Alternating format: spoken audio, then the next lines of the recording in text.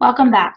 For the second half of this session, we'll hear from 3 more recipients of the 2020 Big Data Health Science Center Pilot Project Award. The first speaker today is Dr. Carolyn Rudisil. Dr. Rudisil is a health economist who conducts research related to health behaviors. She's also interested in how economic evaluation can play a role in coverage decisions in health systems worldwide, particularly when it comes to diabetes and obesity-related interventions such as bariatric surgery and weight loss programs. The title of her presentation today is Evaluating a Technology EMR-Based Strategy to Intervene on Social Determinants of Health-Related Needs in a Large Healthcare System. Our second presenter is Dr. Anwar Merchant, Professor and Epidemiology Division Director at the University of South Carolina. He's published extensively in the area of oral health and looks at the effect of dental treatment on systemic outcomes using conventional and innovative epidemiologic methods. The title of his presentation today is Electronic Health Records to Estimate Effects of Dental Treatment on Systemic Health. And our third presenter is Dr. Benjamin Schooley. Dr. Schooley's research is focused on discovering how software systems can be conceptualized, designed, developed, and applied to accomplish improvements in how people work, make decisions, and interact with one another. His work on mobile and web-based technologies for interorganizational EMS has gained national attention and been funded by the National Science Foundation and Federal Highway Administration.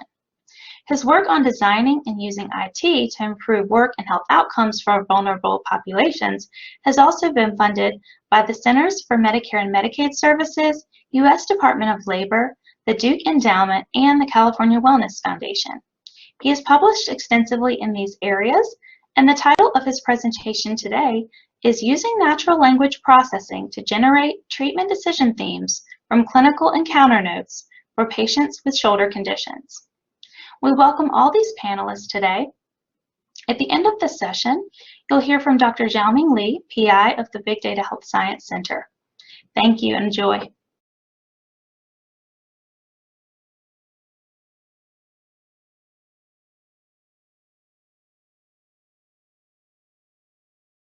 Hello, I am Dr. Ben Schooley, and I'll be presenting our team's research on using natural language processing to generate treatment decision themes from clinical encounter notes for patients with shoulder conditions. Our team is with the Center for Effectiveness Research in Orthopedics at the University of South Carolina, and the project is funded by the Big Data Health Sciences Center at the University of South Carolina. My co-authors are Akansha Singh and Drs. Chuck Thigpen and John Brooks. And so the goal here in this research is to leverage natural language processing and machine learning techniques that enable medical evidence, treatment decisions, and treatment effects to be analyzed in new and meaningful ways to make personalized treatment decisions, which is a major goal in healthcare research today. Introducing this topic and looking at some of the challenges that we're trying to address, we're from a high level addressing some of the challenges with the decentralized nature of the U.S. healthcare system, which has created disparate, diverse, and heterogeneous data that is often really difficult to access, aggregate, and analyze. So further, when that data are unstructured, disparate, and unstandardized, knowledge translation becomes a much more tedious, time-consuming, and mentally challenging process. So taking unstructured notes, physician notes, as found in the EHR, and trying to extract knowledge out of that is significant in its challenges. So we're trying to address how treatment decisions are made by a reconstructive approach using physician free text notes as found in the EHR. We know that heterogeneity or variation in treatment evidence, decisions, and their effects is a phenomenon acknowledged throughout the musculoskeletal literature and in many fields in healthcare. but ours is focused on musculoskeletal conditions. So, for example, in looking at heterogeneity, despite the high prevalence and costs associated with musculoskeletal conditions, there is little evidence supporting treatment approaches across musculoskeletal conditions. Very little treatment consensus and substantial variation in surgery rates across regions. So in this work, we are focused on patients with atraumatic rotator cuff tears, one such area that lacks specific guidance. So in this, for this project, we focus on patients with atraumatic rotator cuff tears, which is one such clinical area that that lacks the clinical guidance that we're just referring to. To help address this challenge in the past of lack of guidance, the American Academy of Orthopedic Surgeons released in 2013 appropriate use criteria, and it was updated in 2020, for treatments for atraumatic rotator cuff tears. And this was based on expert review of 434 patient vignettes. In these guidelines, experts agreed that surgical repair was either appropriate or inappropriate in only 15% of the vignettes, while there is little consensus on the remaining 85% of vignettes. Nonetheless, this is the best guidance that we have, and thus is a starting point for us in this project. So, to address this variation and in surgical decisions and provide personalized treatment for atraumatic rotator cuff tear patients really requires far better knowledge about patient characteristics that surgeons are using in practice to recommend treatments to patients. We are isolating treatment evidence and decisions and the effects that are most appropriate for an individual patient, and we're doing that by using the notes that are found in the EHR. Now, to get this information in the past, to extract it out of the notes, we've really had to go through a long and arduous manual process to extract generalized knowledge from these notes using chart abstraction, and some members of our team have used that process in the past, which of course is one of the downsides of dictated notes, is that it leaves no structured data on the key clinical factors related to treatment justifications and choices. Thus, the unstructured data poses challenges in interpretation, redundancy of information, unfamiliar specialized terminologies, missing or omitted key sensitive data, and a lack of appropriate descriptive granularity and chronology in the clinical notes. Yet there is such a rich amount of data in the clinical notes, and while that's the case, we have found that that clinical notes are highly understudied, and they also largely remain underutilized within and across many clinical decision-making contexts. So these recent advancements that we have in natural language processing, data mining, machine learning tools and techniques provide us with the opportunity now to utilize these unstructured notes to inform clinical evidence.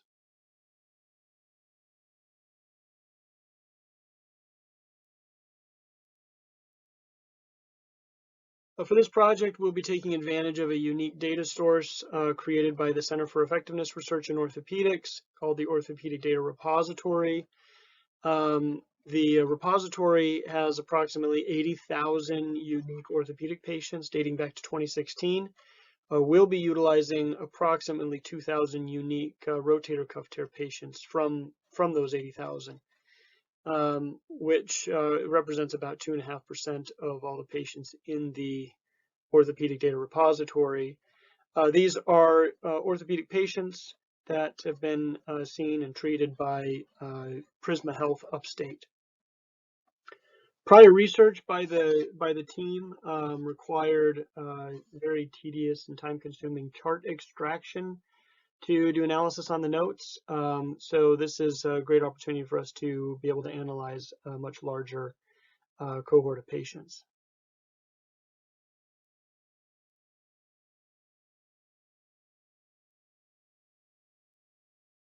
So to understand treatment and treatment decision themes that are embedded in the physician notes, the research tasks for this project include designing the natural language processing framework for the study, identifying categorical patient treatment themes and knowledge graphs, creating visual representations of patient treatment themes, gaining expert clinician feedback and validation on the resulting model, and translating findings into practical guidelines and requirements for a treatment recommendation system.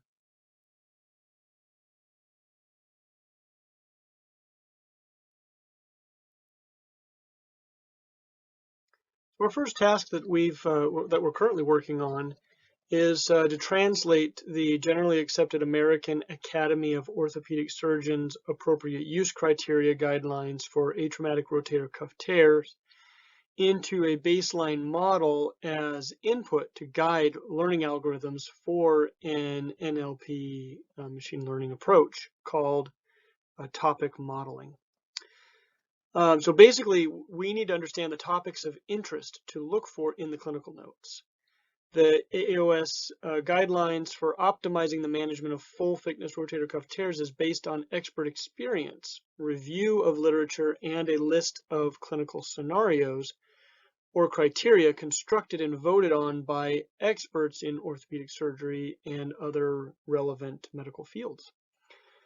While only 15% of specific patient vignettes were agreed upon in these guidelines, they do provide the best available starting point for identification, discovery, and categorization of patient topics. So topic modeling is a machine learning approach capable of scanning a set of documents, or in this case, physician notes, identifying word and phrase patterns, and systematically clustering similar word groups and expressions that characterize a class of documents. So we'll employ LDA, or latent derelict allocation based algorithms, to understand the similar word groups or statistical relationships between words and documents as recorded in the physician notes in the EHR. By identifying words and expressions such as muscle atrophy, fatty infiltration, medium-sized full thickness rotator cuff tear, topic modeling can group this cluster with other clusters that discuss similar words and phrases to identify treatment justification topics. So from this, the research team will then create treatment knowledge graphs from the patient topic models to further define and refine the semantic domain represented in the clinical encounter notes, resulting in an integrated analytical framework.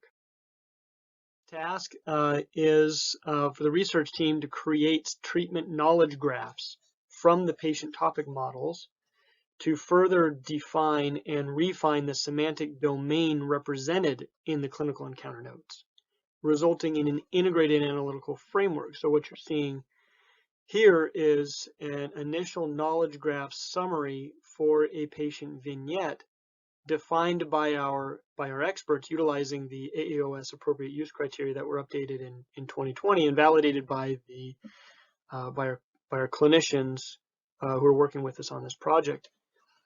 For our following task, or task 2, will generate patient treatment themes from these knowledge graphs.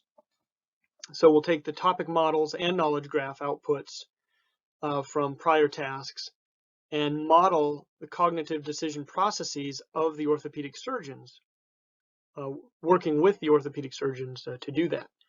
And from this combined data, develop our next iteration of knowledge graphs, further refining our models. We've got an iterative process in refining the model to further understand the semantics that are embedded in these notes.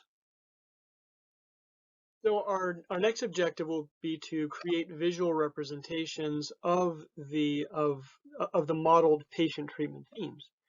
So this step is critical for presenting topic models and knowledge graphs to our clinical experts in a way that can be digested and understood so that discussion can ensue for the purpose of gaining feedback and gaining additional insights from the clinicians, from the orthopedic surgeons. That evaluation will occur using an expert panel of 3 clinicians, 3 surgeons, interviewing each for 30 minutes to assess the visualizations that represent patient topic models and treatment knowledge graphs. The evaluation score will score 4 components of the visualizations: perplexity scoring, topic coherence scoring, relevance scoring, Kullback-Leibler divergence scoring. And these measurements will be used really to help distinguish topics which are interpretable and are of statistical relevance. So again, translating the knowledge graphs and topic models to something that can be understood by our clinicians, and then getting clinicians to validate. What we want to do by going through this process of understanding the treatments and treatment decisions that are embedded in these clinical notes is to do something practical with it. So our hope is to take the findings from this research and develop practical tools for clinicians and researchers to assist with treatment decisions in the future. So we'll gather and document requirements for such a system, and based off of our findings from prior tasks.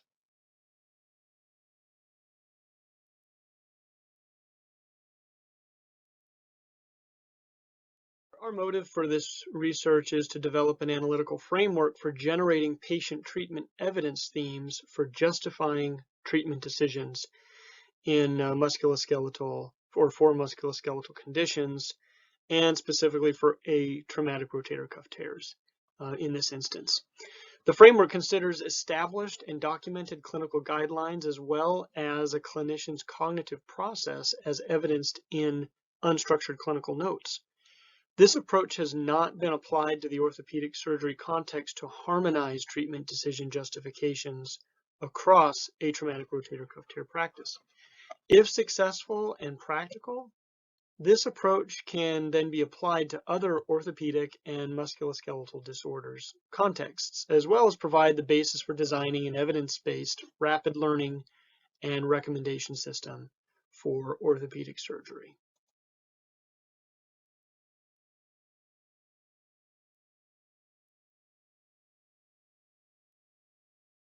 Thank you for participating in this presentation. I would like to again acknowledge this funding from the Big Data Health Science Center at the University of South Carolina and the support provided by the Center for Effectiveness Research in Orthopedics, led by Dr. John Brooks, and the great help that we've been receiving from orthopedic surgeons Dr. Tissenberth and Dr. Phil at Prisma Health.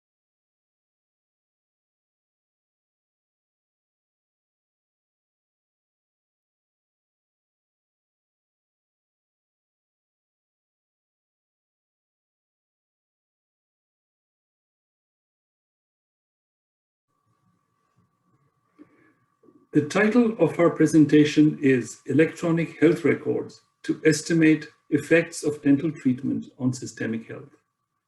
The co-investigators are Jennifer Gander, Sayu Zeng, Bo Kai, John Brooks, and Jeffrey Fellows.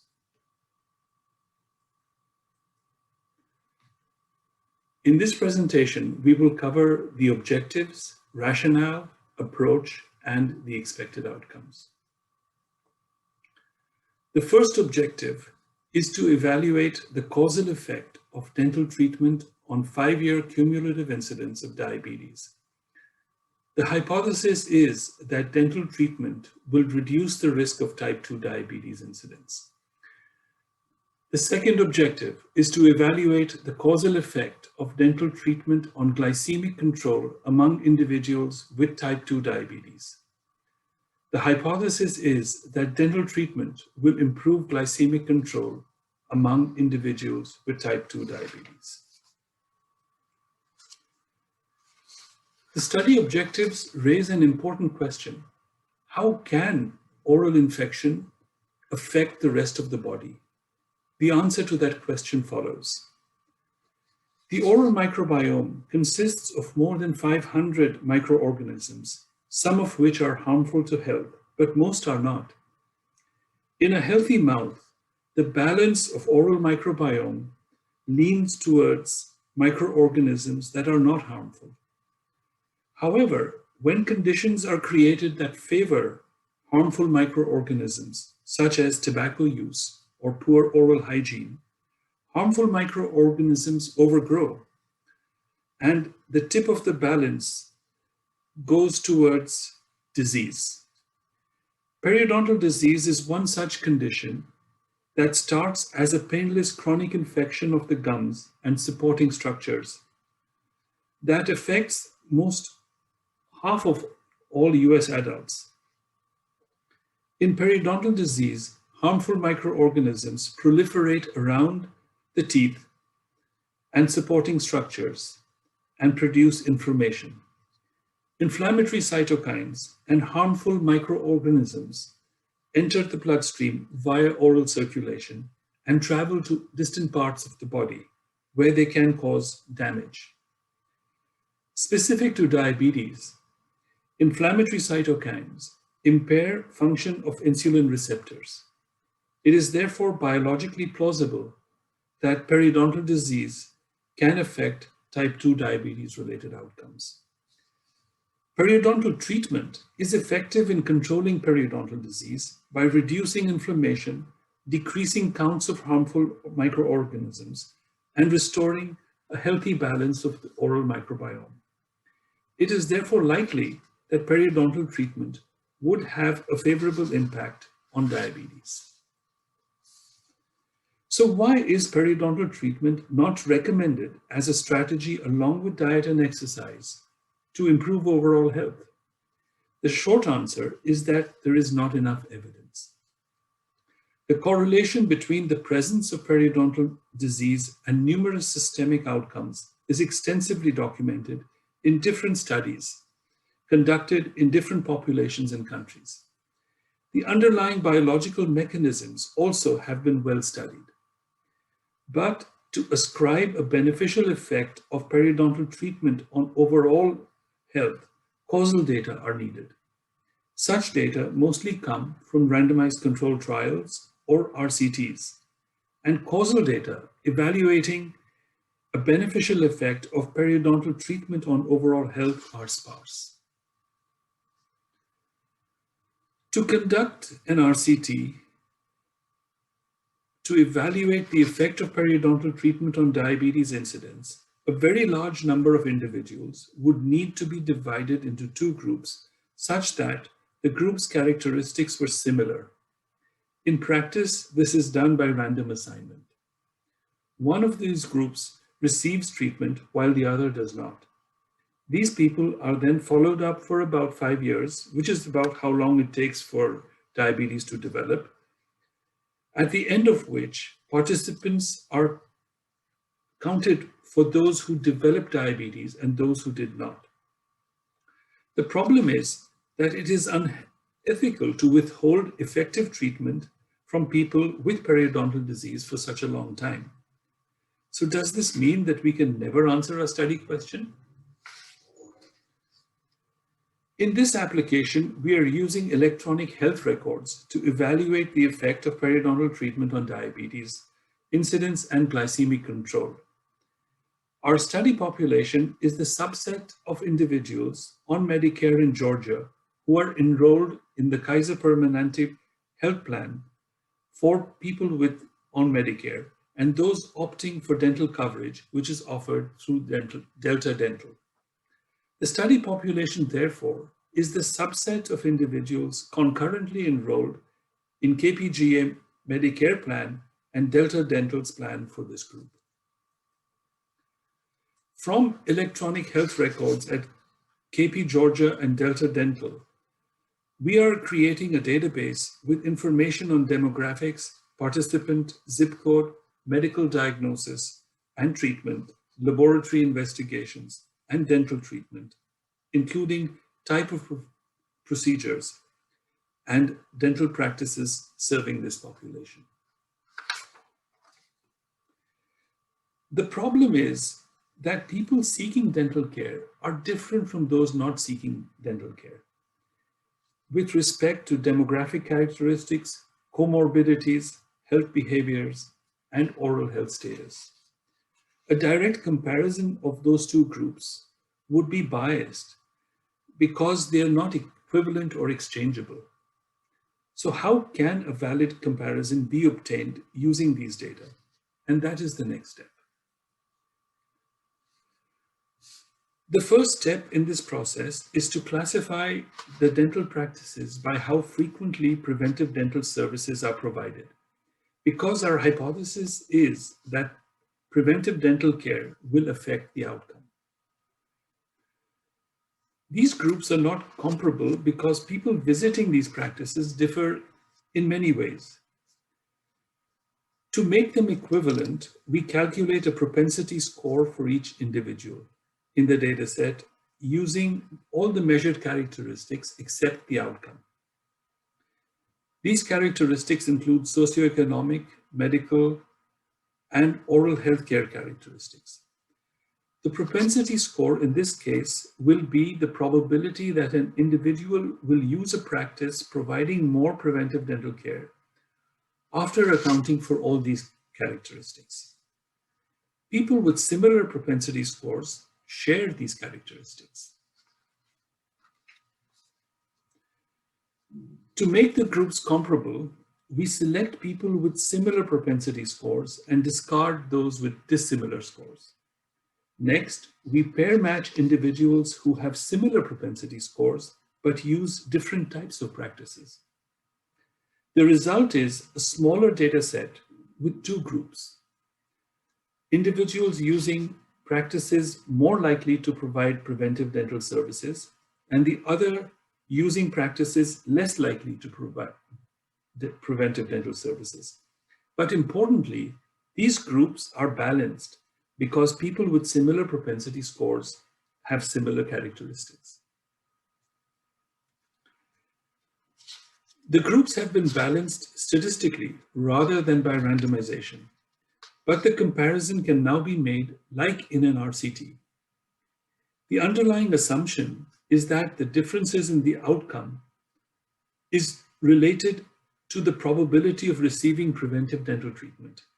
And this is a causal effect.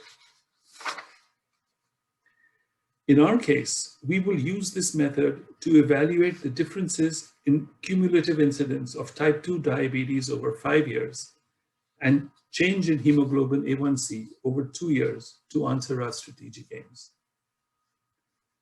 So far, we have obtained IRB approval, have the data use agreements in place, identified a list of variables and variable definitions needed for the analyses, and refined the statistical approach. Data extraction is in progress. In the end, I would like to acknowledge our funding source and the investigators for their contribution. Thank you for your attention.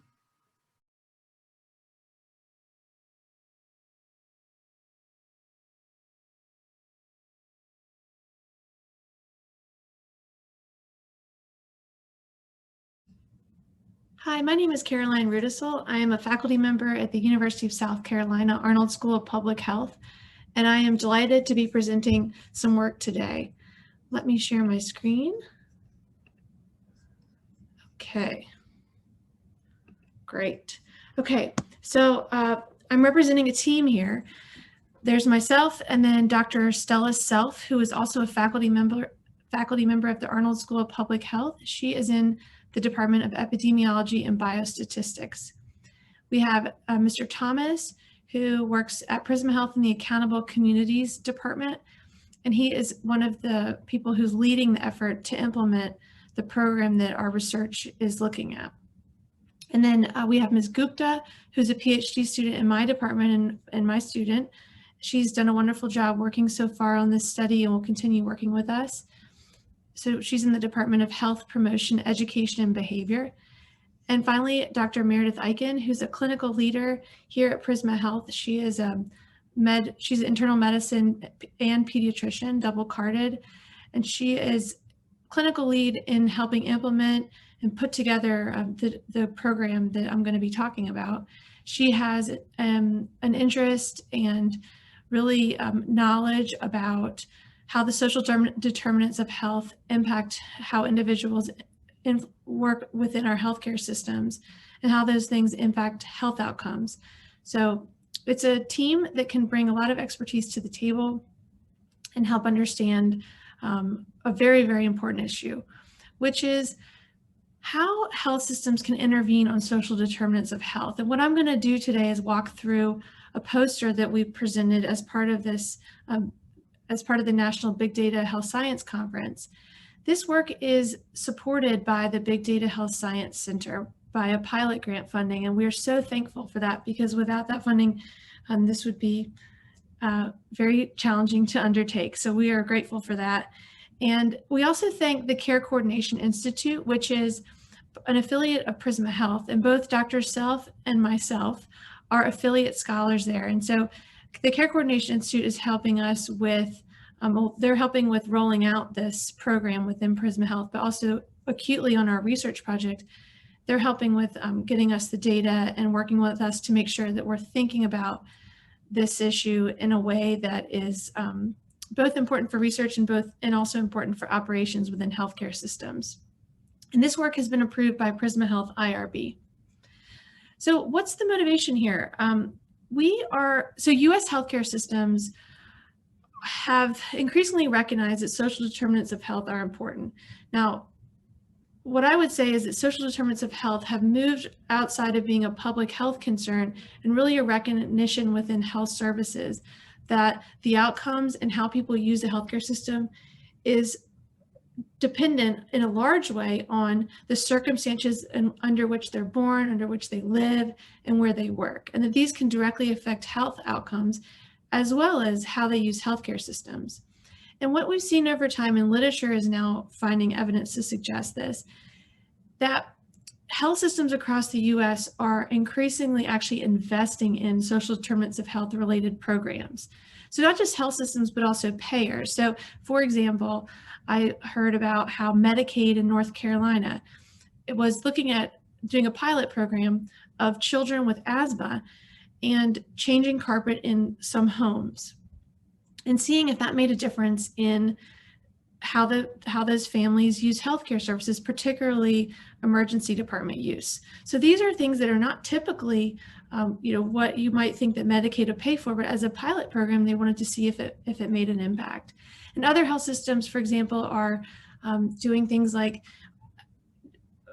offering housing to some patients who maybe have repeatedly demonstrated housing needs, and then actually offered housing because they see the impact that can have on health, or temporary housing instead of using shelters and so on.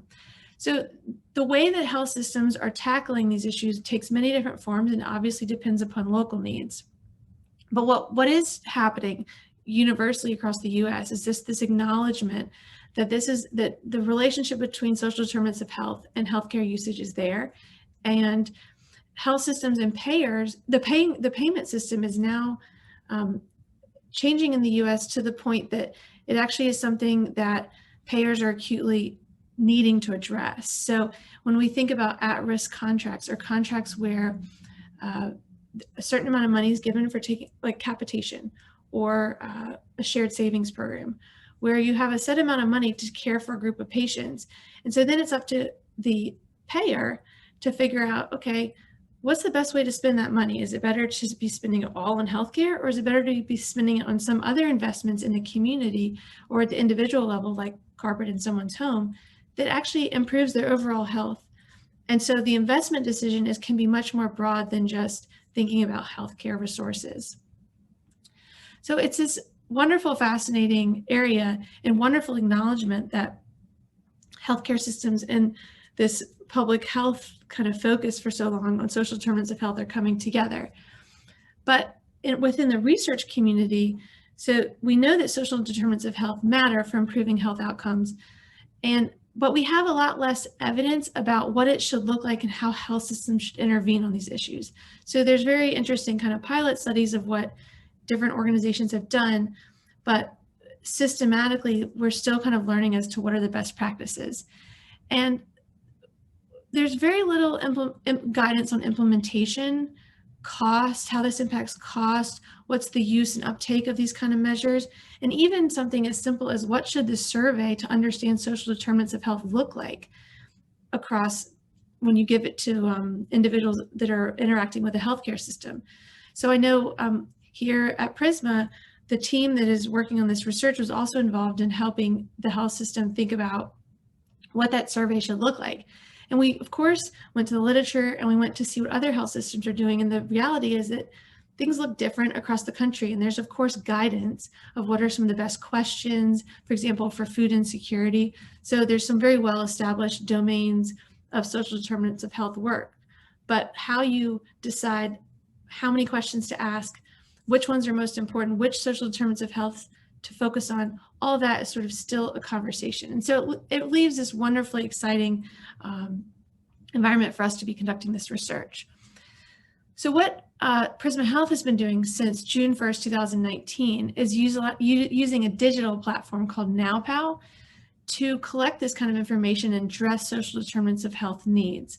And they've been piloting it in 3 kind of subgroups of people that they interact with to see how it operates and how it works out. So one is ambulatory care management. So these are people who are outside the hospital who are getting care management most likely for chronic conditions. So things like asthma, COPD, diabetes, and so on. And then people with inpatient case management. So these are people in the hospital being released who are getting extra kind of touches and services to see about their needs once they're discharged in particular. And then the third group is the community health programs or accountable communities patients. So these are patients who may have, some of them may be homeless, some of them will have transient health insurance coverage, and so on. And this is the team that my colleague Darren Thomas works on. And all 3 of these groups are ones where they might have more touches than the average patient, but it's a good way to pilot out how this works out. So these people are surveyed for social determinants of health needs, and then NowPow creates a curated list of resources based on those needs and where people live, so that when a nurse, a doctor, or other individual interacting with these folks understands what their social determinants of health needs are, they can be referred through the NowPow system with a prescription, an ERX for service. And this can be done via email, text, or a printout. It's supposed to basically move from an ad hoc system where individual nurses, doctors, or other clinicians will have some knowledge of a local food bank that they think is good and they've heard good things about, and making it a more systematic process so that any clinician or nurse or anyone interacting with the patient who's doing this kind of work will have a list of services ready to hand. And about 33 community-based organizations participate in what's called a closed loop referral system, which is really amazing because what that means is if I refer a patient to a food bank, if that food bank is on the closed referral system, then my electronic referral goes to the food bank. And then I can look subsequently whether the person went to that food bank, whether that was picked up, and get some information about what happened. So that really creates a rich data source. So we're doing 3 things. We're firstly wanting to build a linked data set of these electronic referrals for NowPow and survey information for research purposes. 2, we're going to investigate who's making these referrals, who's receiving referrals, what the needs are, and so on. And thirdly, we want to understand which parts of the community are being touched, where's the need. And the third part is really a geospatial kind of analysis. So the first, I'll just go into each aim in a little bit more detail. Right now, as of April 2020, medical record numbers, so NowPow was linked within the EMR. So there's no kind of linking to be done. It was done within the EMR system at Prisma. Prior to April, it was outside of the EMR. So NowPow data needs to be linked to to EMR data via medical record number. And then we are going to add, we're going to use the patient addresses and link them to census block group data. Then the second aim is to understand which department, so is it ambulatory care management, inpatient case management, accountable communities that are doing the most referrals, what kinds of services, are they clustered across, is it certain individuals getting a lot of referrals, or is it more scattered across individuals? We're going to do some regression analysis just to look kind of at a very basic level of whether number of referrals and referral types are impacting use of health services. So you can see on the right there under aim 2 preliminary empirical model, we're going to look at how the count of emergency department visits, count of inpatient stays, or inpatient length of stay is impacted by number of referrals, type of referrals. So that this is a vector here of whether they have it'll be dummies of whether they have a housing referral, food-based referral, utility payment referral, etc. Comorbidities, so whether they have asthma, COPD, we have about 9 different categories, diabetes and so on, depression, that we're going to have in our data. And then demographics, so age, gender, and so on, we'll adjust for those. And then we'll have the distance to emergency department from home to see whether distance to services is a factor, as well as the other components of our model. Then for aim 3, we're going to be doing geospatial analysis. So this is where patient addresses that are associated with referrals will be spatially linked to the block group shapefile from the U.S. Census Bureau. And we'll be conducting hotspot analysis to identify clusters of block groups that have high referral levels. And we'll be able to look at things like the characteristics of those blocks, racial composition, poverty level, health insurance status, and education attainment to see the impact they have on referrals. So just a little bit of preliminary data to get you an idea of kind of where we are. This study is going to be including Prisma Health patients 18 and older in the Midlands and the Upstate who are engaged in those 3 programs I named. There are 551 Prisma Health employees right now who can go into NowPow and make referrals. And as of between June 1st, 2019 and August 31st, 2020, there's 1,674 unique patients who've been engaged in screening.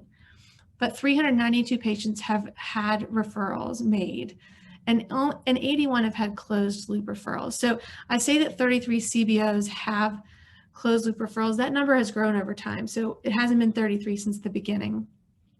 So closed loop referrals are kind of coming online. But you can see total referrals, 8,704. So many patients are getting multiple referrals, it looks like, kind of at a very high level. And the most common services are food pantry, individual counseling, and utility payment help. So our next steps are that we're currently getting the data pulled. The Care Coordination Institute is working with our research team to do that. And then we'll be incorporating the addresses to get census block group data in our data set. And then we'll start analyzing around the methods as I explained. And ultimately our goal here is that we want to have preliminary data to help us get an R01. And there's a couple different avenues we can go. This is nicely a very open field with a lot of interest from funders as far as what we could do with this. But one avenue would be looking at screening effectiveness, outcomes, and cost impact. So kind of an expansion, probably more robust methodology around the kind of work we're starting with here as pilot work. Another angle would be, it'll probably be a both and. We'll probably also look at in more depth at geospatial components for an R01. And then finally, there's a lot to do here around implementation and uptake, and how do you roll this out in health systems and offer some advice so we can be kind of on the national stage as far as what these programs look like in practice when health systems are going to use them, and what have we learned from the experience here in South Carolina. So I appreciate your time, and I